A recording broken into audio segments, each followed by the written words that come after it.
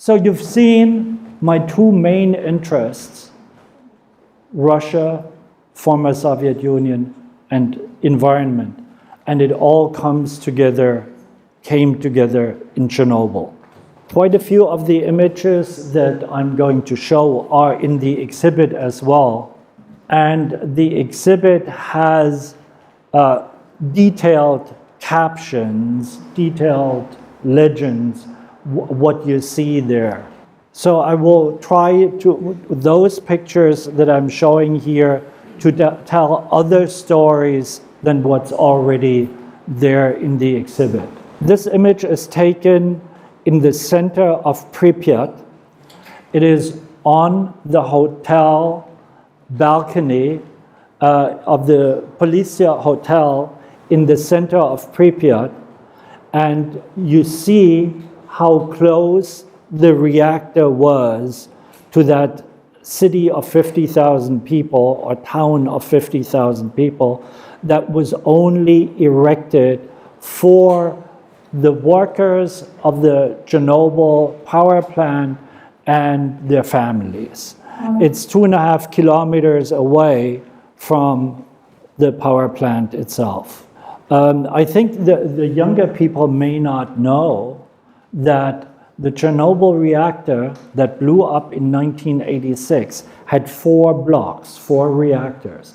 Only the reactor number 4 exploded. There were another 3 reactors. The last reactor went only offline in the year 2000. Until the year 2000, reactor number 3 was still working, and people were coming in and out on a daily basis. When I first photographed in 1993, I was not allowed inside the reactor. I was with the police, with the militia, and they drove me around. They had actually organized a bus, a school bus. So my assistant and I were in a school bus, but we were not allowed inside the reactor. Now, in front of the reactor with a fence and barbed wire, I jumped on the roof of the bus. The police didn't mind, but the guards really didn't like it.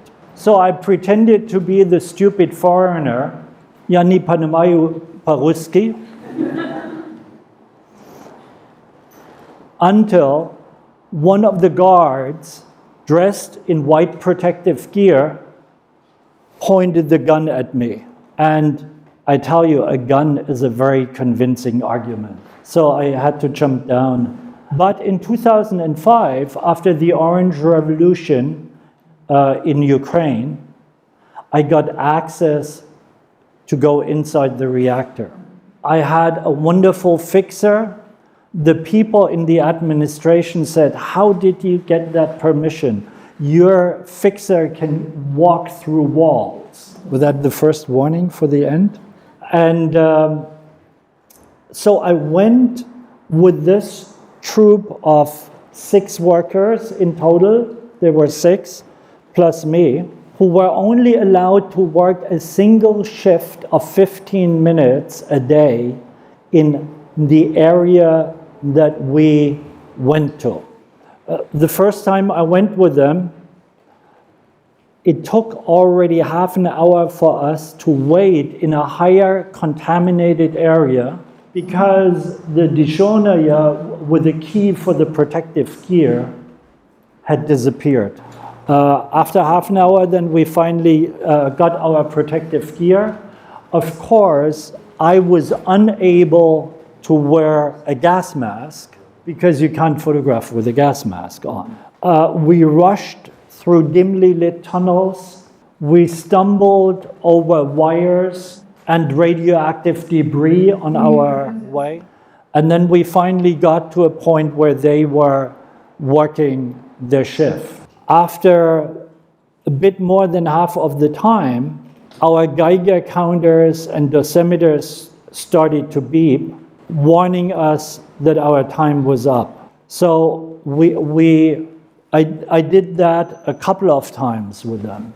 This is the control room of reactor number 4 where the fatal accident happened. It is not as contaminated, so I could stay there for half an hour. And this was the reactor number 3, the one that was still working in 1993. And those of you that have seen the HBO series where one of the guys goes out into the hallway and smokes a cigarette, they didn't go out to smoke. They actually smoked in the control room. And that was the cars, the bumper cars that were readied for the May Day celebrations, and they were sitting there, and the whole thing is rotting away more and more. Because the accident happened on the 26th of April, they were getting ready for the May Day celebration. So, and that was me going in there. That's how I was dressed up with the protective gear. And I often get asked, were you afraid?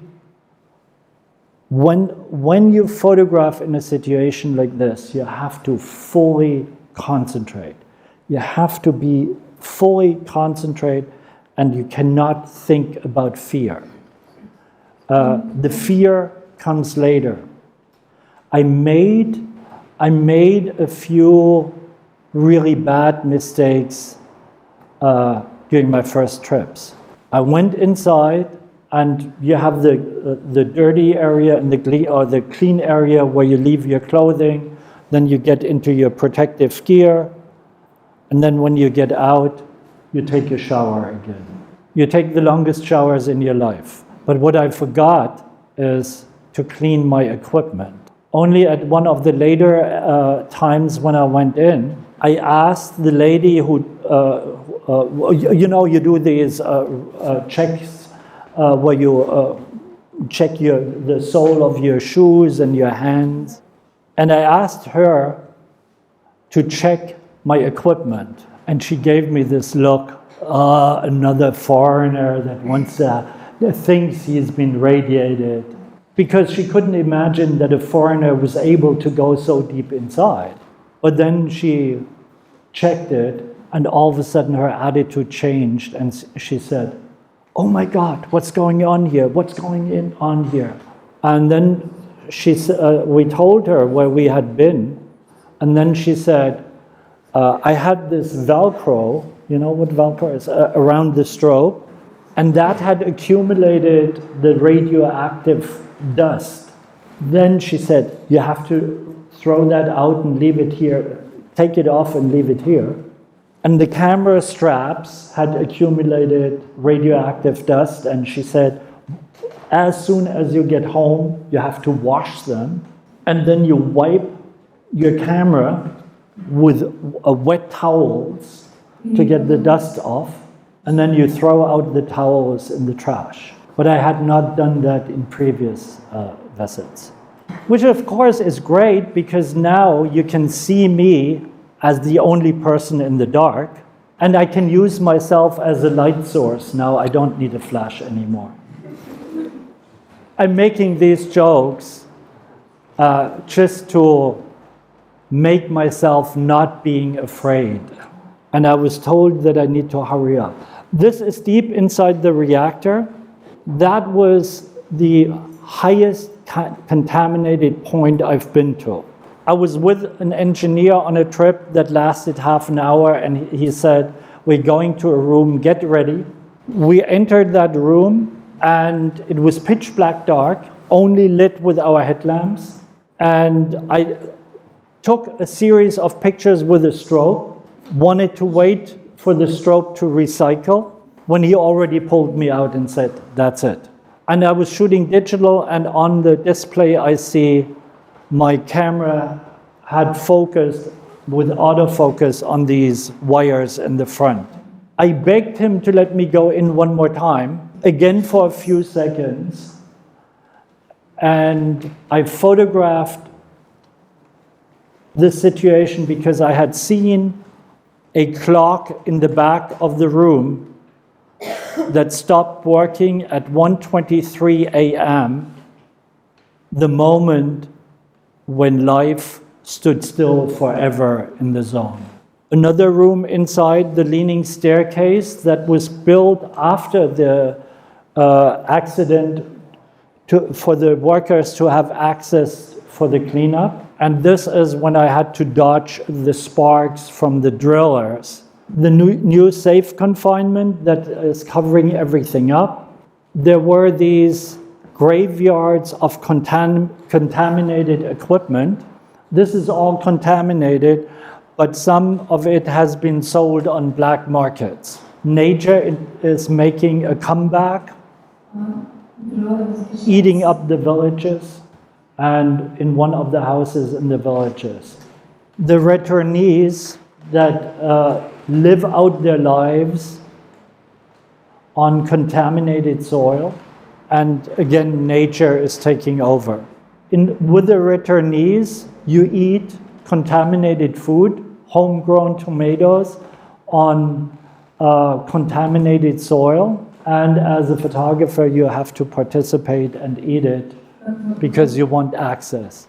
And sometimes, at the end of the day, you're as drunk as your subjects because there is not much for them to do, and when somebody comes and listens to their stories, they start drinking, and you drink with them. They're good moonshine. The landscape is beautiful but contaminated, and once a year at midnight on the 26th, they are commemorating the innocent victims, the children. This girl has spent most of her life in the hospital, and the mother is pushing in the angel, her guardian angel. Another young boy in one of the orphanages, and Igor was nearly blind and nearly deaf, born without legs, and a whole group of children in one of the orphanages in Belarus.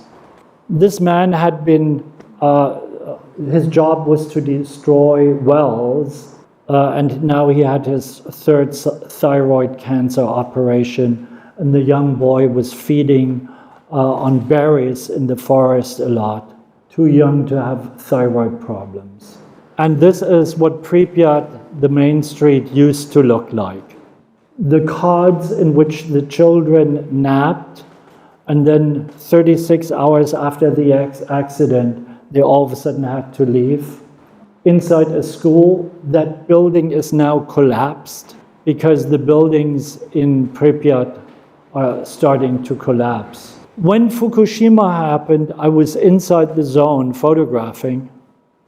Time magazine wanted to send me to Fukushima, but I'm not going to Fukushima. I stay with Chernobyl because there are enough surprises in Chernobyl all the time. The big surprise is tourism in the zone. That was a few years ago before the confinement was pushed over. The tour guide says don't step on the grass because it's higher contaminated, and the tour guides want to enhance the experience by wearing a contact lens with a radioactive sign. Another tourist brought a gas mask along just for the kick to be photographed. But there are legitimate tourists, and those come from Japan because they are interested what is going to happen to Fukushima in 20, 30 years. But then for others, they hang up the gas masks so that elderly tourists don't need to bend down to photograph the gas masks on the floor because they are too old to go down. So they just go up. And these are still lifes created not by tourists, but by tour guides. And every doll is next to a gas mask, or really weird stuff is created in the fantasy of tourists. This I have seen alter several times Every book is open on a page with Lenin and a doll or a gas mask next to it. Lenin, Marx, and you feel this is set up. After a while, the chalk is coming from the ceiling and it creates a patina, and the next tourist thinks that's been like this. And I've shot a whole series of these images where you see the destruction and you feel that it is set up. That is the book, a bit of shameless advertising. Okay, that's it.